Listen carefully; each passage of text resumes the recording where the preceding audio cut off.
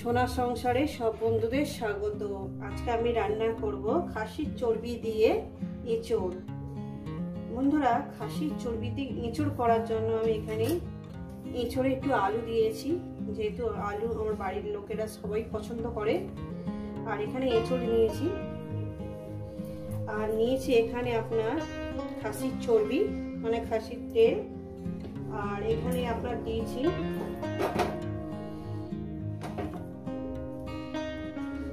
আদা, রসুন, শুকনো লঙ্কা, কাঁচা লঙ্কা, জিরে আর 11টা এলাচ আর একটা বড় সাইজের পেঁয়াজ দিয়েছি, টমেটো দিয়েছি, ধনেপাতা দিয়েছি। এই আমার লেগেছে।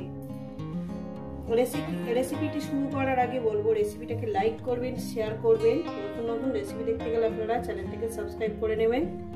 ঠিক যেভাবে খাই ঠিক সেভাবেই আমি রেসিপিটা দেখাচ্ছি। তো চলুন শুরু করা যাক। প্রথমেই আমি মিক্সারের বাটিটা নিয়ে নিয়েছি। আমি এখানে কোনো দই অন্য কিছু ব্যবহার করলাম না।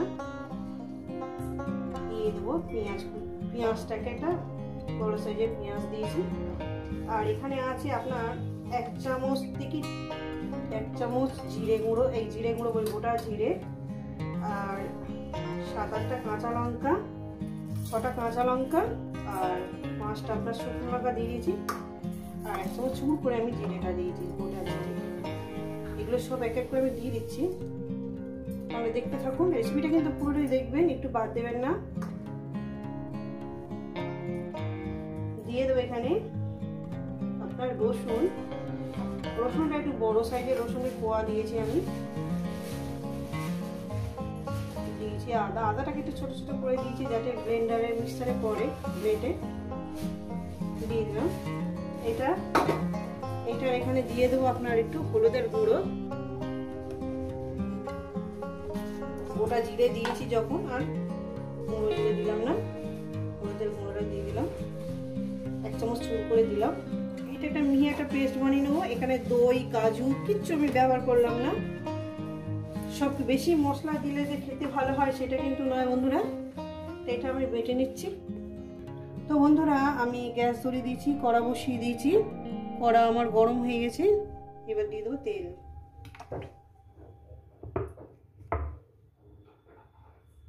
তো বন্ধুরা, পরিমাণ মতন তেলটা দিয়ে দিয়েছি। তেলটা আমার গরম হয়ে গেছে। দিয়ে দেবো এখানে 1 চামচ লবণ দিয়ে দিয়েছি। এবার দিয়ে দেবো এক এক করে আলুর টুকরোগুলো।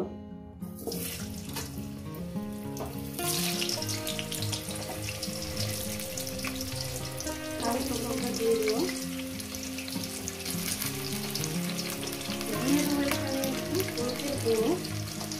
সামান্য একটু আলু কালারটা যাতে দেখতে সুন্দর হয়, যেহেতু আমি বাটার মধ্যে হলুদ দিয়েছি।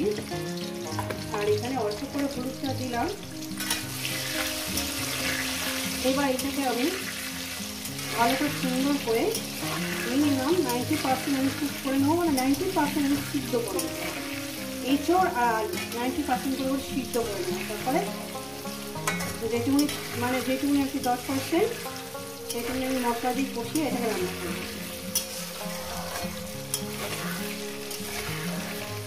রেসিপিটা কিন্তু পুরোটাই দেখবেন, একদম অন্যরকমভাবে আমি এঁচোড়টা রান্না করছি। আশা করি আপনাদের খুবই ভালো লাগবে। তো বন্ধুরা, দেখছেন আমি আলুটা একদম, আমি সবচেয়ে বড় কথা বলবো, আমি যা কিছু রান্না করি মিডিয়াম গ্যাসে দিয়েই রান্নাটা করি। আলুগুলো সুন্দর করে আমি একদম সিদ্ধ করে নিয়েছি। এবার এই আলুগুলোকে আমি তুলে নেব।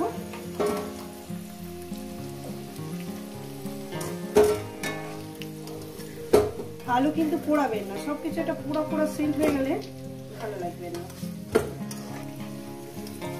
এরপর কি করবো, আলুগুলো তুলে নিলাম। এবার এর মধ্যে দিয়ে দেবো আমি এঁচোড়গুলো দিয়ে আমি সুন্দর করে ভেজে নেব।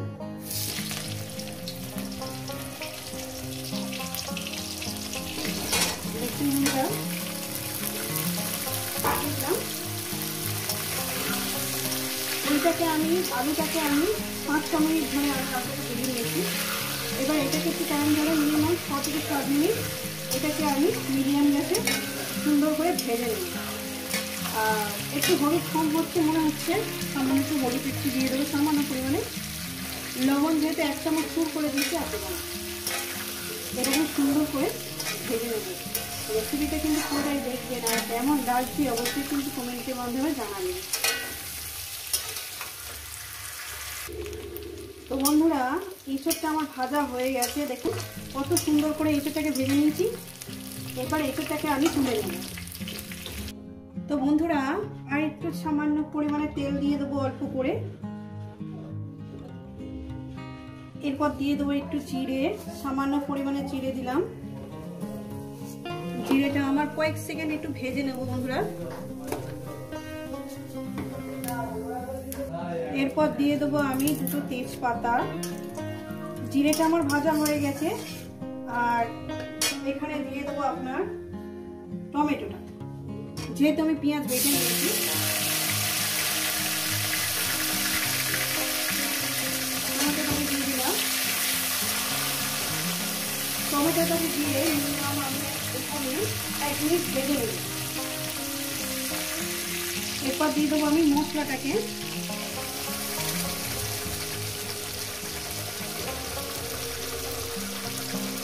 মশলা বাটি ধোয়া জলটা আমি দিয়ে দেবো,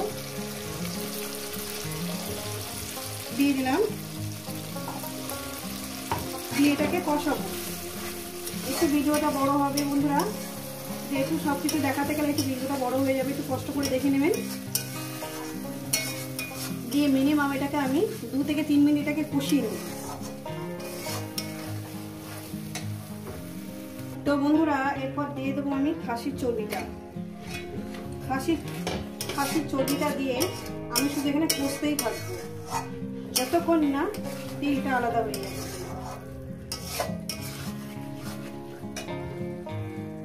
তো বন্ধুরা আমি এখানে দিয়ে দেবো একটু ঘি, প্রায় 4 চামচ ঘি দিলাম। ঘিটাকে দিয়ে ভালো করে কষবো। আমি কিভাবে রান্না করছি বন্ধুরা আপনারা দেখছেন, এভাবে কিন্তু আপনারা রান্না করে খাবেন। আর যে চর্বিটা নেবেন সেই চর্বিটা যাতে গলে যেন না যায়, তবেই কিন্তু টেস্টটা হবে। মিনিমাম আরো 1-2 মিনিট কষবো। এরপর দিয়ে দেবো আমি এক এক করে আলু আর এঁচোড় দিয়ে দিলাম। দিয়ে আরো কষবো। আরো আমি 3 মিনিট ধরে কষবো। তো বন্ধুরা কষানোর মধ্যে একটু গরম জল দিয়ে দেবো সামান্য পরিমাণে, দিয়ে একটু কষবো। সামান্য পরিমাণে দিলাম। যত সুন্দর করে কষাবেন ততটাই টেস্ট হবে। দিয়ে দেবো স্বাদ মতন লবণ, আরো 1 চামচ আমি লবণ এখানে দিয়ে দিলাম। দিয়ে কষবেন, একদম গ্যাস লোতে করে দেবেন। লোতে করে দিয়ে মিনিমাম 1 মিনিট কষিয়ে নেবেন, তারপর জল দিয়ে দেবেন, একদম ফুটন্ত জল। এরপর দিয়ে দেবো একদম ফুটন্ত জল।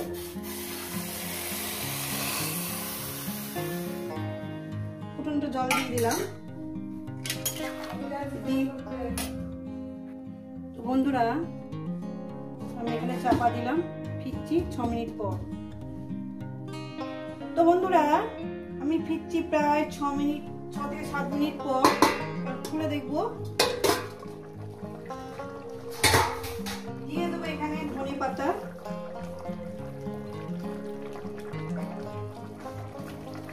ধনে পাতাটাকে দিয়ে দিলাম। ধনে পাতাটাকে দিয়ে আমি 1 মিনিট একটু রান্না করবো, তারপর এটাকে নামিয়ে দেবো। আমার রান্না রেডি। একদম খুব সুন্দর খেতে হয়েছে। দেখুন বন্ধুরা আমার কিন্তু চর্বিগুলো, এই যে দেখুন চর্বিগুলো এমন কিছু গলেনি। চর্বিগুলো এমন কিছু গলেনি। এটা আমি নামিয়ে দেখাবো। 1 মিনিট রান্না করবো, তারপর নামিয়ে দেখাবো। ফিরছে 1 মিনিট পর। তো বন্ধুরা 1 মিনিট হয়ে গেছে, এটাকে নামিয়ে দেখাচ্ছি। এই রেসিপি যদি আপনাদের ভালো লেগে থাকে অবশ্যই কিন্তু কমেন্ট করে জানাবেন। রেসিপিটাকে লাইক করবেন, শেয়ার করবেন। নতুন নতুন রেসিপি দেখতে গেলে আপনারা চ্যানেলটাকে সাবস্ক্রাইব করে নেবেন। তো বন্ধুরা আবার নতুন কোনো রেসিপির সঙ্গে দেখা হচ্ছে। সবাই সুস্থ থাকবেন, ভালো থাকবেন, আর আমার নিত্য নতুন ভিডিও দেখবেন।